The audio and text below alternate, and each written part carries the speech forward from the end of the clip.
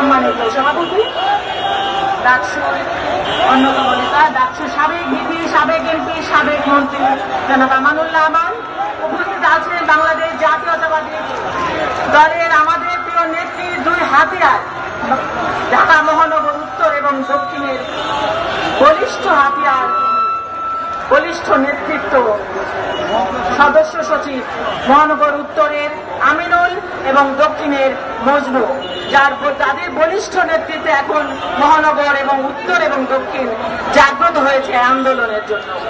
উপস্থিত হবেন আমাদের আজকের অনুষ্ঠানে প্রধান অতিথি মির্জা ফখরুল ইসলাম আলমগীর সহ মঞ্চে উপবিষ্ট সিনিয়র নেতৃবৃন্দ এবং সামনে উপবিষ্ট বিভিন্ন পর্যায়ের নেতৃবৃন্দ এবং আমার বাংলাদেশ জাতীয়তাবাদী মহিলা দলের কেন্দ্রীয় কমিটির সাধারণ সম্পাদক সুলতানা আহমেদ, যুগ্ম সাধারণ সম্পাদক হেলেন জেরিন খান সহ মহানগর উত্তর এবং দক্ষিণের আমার সংগ্রামী মহিলা দলের এবং আমার নেত্রীর প্রিয় দল মহিলা দলের সংগ্রামী বোনেরা যারা আমার কথা শুনছেন, সবাইকে আসসালামু আলাইকুম।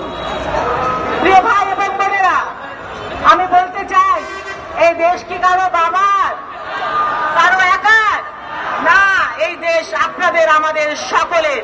আমরা এই দেশের গর্বিত নাগরিক, গর্বিত জনগণ, কিন্তু এই অবৈধ সরকার রাতের অন্ধকারে ভোট ডাকাতি করে জনগণের অধিকার হরণ করে এই স্বৈরাচারী কায়দায় ক্ষমতায় দখল করে রেখেছে এবং বাংলাদেশের সবচেয়ে জনপ্রিয় নেত্রী দেশনেত্রী বেগম খালেদা জিয়াকে বিনা চিকিৎসায় মৃত্যুর দিকে তিল তিল করে ফেলে দিচ্ছে। আবার বলছে পদ্মা নদীতে চুপ করে ফেলে দিলেন। আল্লাহকে ভয় করুন, সবচাইতে উপরে আছেন মহান আল্লাহ তাআলা।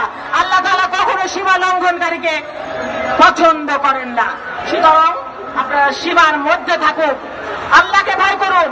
কেউ বলতে পারে না মহান আল্লাহ তাআলা কখন কাকে চুপ করে পদ্মা নদীতে ফেলে দেয়। আর পুলিশ এই দেশনেত্রী বেগম খালেদা জিয়া কে? কাকে আপনি বিদেশে চিকিৎসা করতে দিচ্ছেন না? দেশনেত্রী বেগম খালেদা জিয়া এখন বিশ্ব নেত্রী, তিনি শহীদ রাষ্ট্রপতি জিয়াউর রহমানের স্ত্রী, সে স্বাধীনতার ঘোষকের স্ত্রী, তিনি বাংলাদেশের 18 কোটি জনগণের আগামীর অভিভাবক, আগামীর রাষ্ট্রনায়ক তারেক রহমানের মা, যিনি দেশনেত্রী বেগম খালেদা জিয়া নিজেই বাংলাদেশের গণতন্ত্র। আর আপনার কত বড় সাহস, সেই বাংলাদেশের গণতন্ত্রকে আপনি চুপ করে পদ্মা নদীতে ফেলে দিতে চান? আপনি তৈরি হন, আপনাদের পতন অতি সন্নিকটে। বাংলাদেশের জনগণ জেগে উঠেছে। আপনি পিছনে তাকিয়ে দেখবেন কখন যেন আপনার চেয়ার নেই, ওই চেয়ারে আর বসতে পারবেন না, টপ করে নিচে পড়ে যেতে আপনাদের সেই দিন আর বেশি দূরে নয়। তৈরি থাকুন এবং প্রত্যেকটা আন্দোলন সংগ্রামে বাংলাদেশ জাতীয়তাবাদী দলের সাথে মহিলা দল ইনশাআল্লাহ যেভাবে শক্তিশালী ভূমিকা রেখেছে সেভাবে আগামীতেও রাখবে। আপনারা শুধু আপনাদের গণতন্ত্র মুখে, আর আমরা গণতন্ত্র ধারণ করি আমাদের বুকে। আপনাদের সাহস আপনাদের মুখে, আমাদের সাহস আমাদের বুকে।